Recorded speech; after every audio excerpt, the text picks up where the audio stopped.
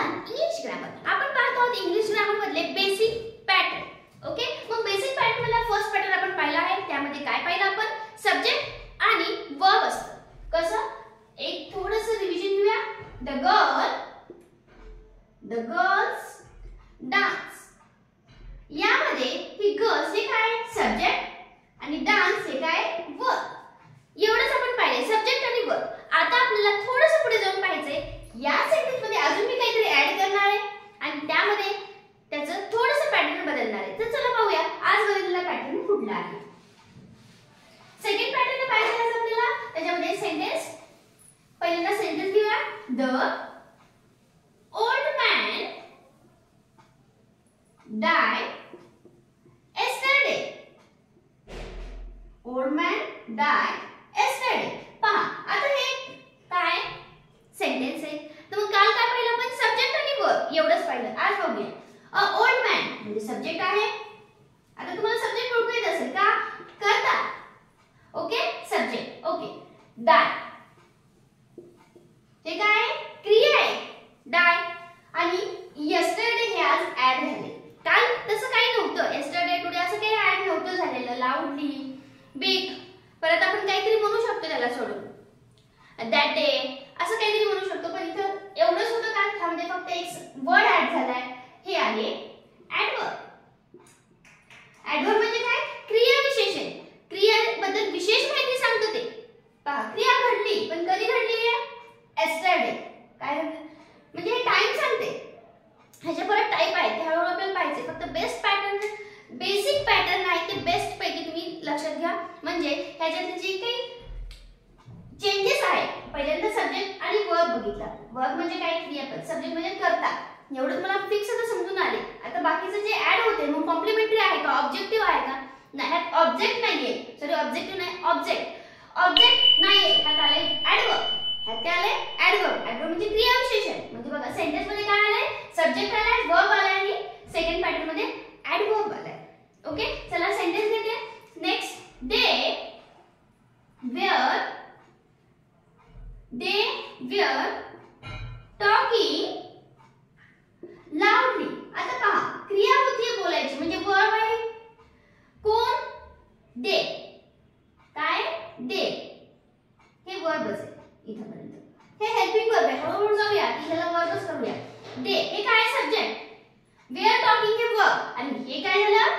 Adverb. म्हणजे क्रिया कशी घडली हे सांगते. ऍडवर्ब ऑफ मॅनर, कसं केलं तिने, हे त्याचे प्रकार आहेत. परत म्हणजे सब्जेक्ट नंतर वर्ब आला, वर्ब नंतर ऍडवर्ब आलं. या पद्धतीने सुद्धा सेंटेन्स असतात. फक्त सब्जेक्ट आणि वर्बच नसतं. तर subject plus verb plus adverb हे सेकंड पॅटर्न मध्ये आपण शिकतोय. मग ऍडवर्ब काय सांगते? सांगितलं ऍडवर्ब म्हणजे काय असतं? क्रिया विशेषण. क्रियाबद्दल विशेष माहिती सांगते. काय सांगते? क्रियाबद्दल विशेष माहिती. चला अजून काही सेंटेन्स घेऊया आणि त्यातलं ऍडवर्ब, सब्जेक्ट आणि वर्ब सगळं आयडेंटिफाय करूया.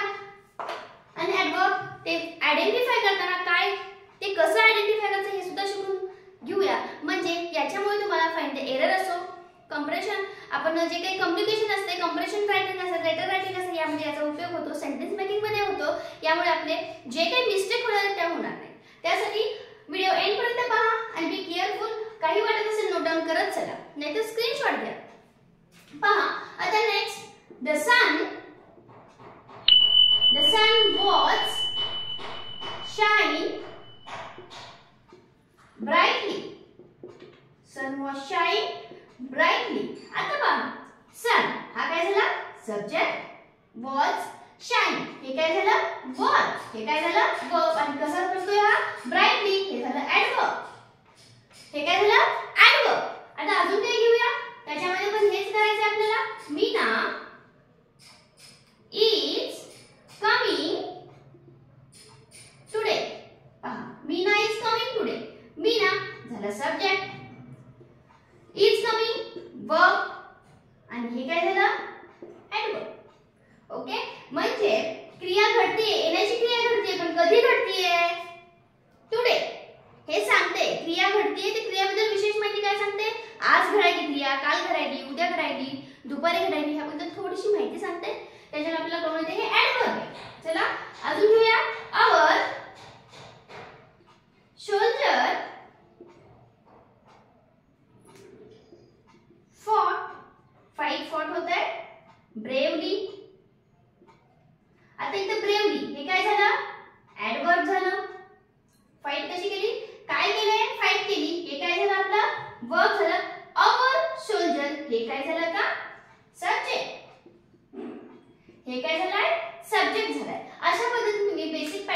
सेकंड पॅटर्न ज्यामध्ये आपण थोडंसं ऍड केले ऍडवर्ब.